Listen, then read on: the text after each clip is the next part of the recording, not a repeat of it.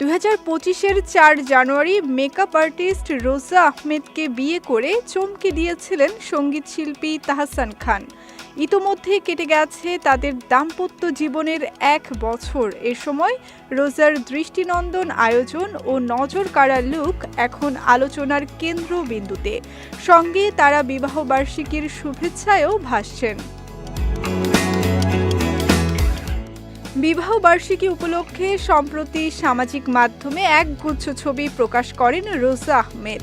মুহূর্তেই সেগুলো ছড়িয়ে পড়ে নেট দুনিয়ায়। বরাবরের মতোই বিভিন্ন লুকে নজর কাড়লেও এবার রোজার উপস্থিতি ছিল আরও বেশি দৃষ্টিনন্দন।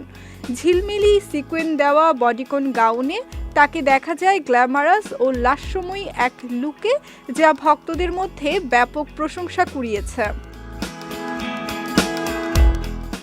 শুধু লুক নয়, অ্যানিভার্সারি আয়োজনও নজর কেড়েছে সবার।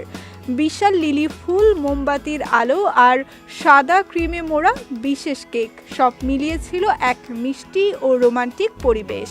কেকের পাশে রাখা গোলাপের তোড়া দেখে অনেকেই ধারণা করছেন প্রথম বিবাহ বার্ষিকীতে স্ত্রীকে বিশেষ এই সারপ্রাইজটি দিয়েছেন তাহসান নিজেই।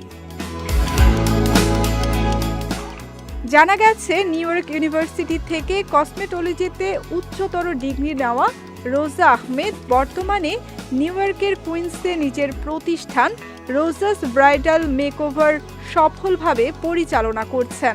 পেশাগত সাফল্য আর ব্যক্তিগত জীবনের সুখ দুই মিলিয়ে এখন আলোচনার কেন্দ্রে তাহসান রোজা।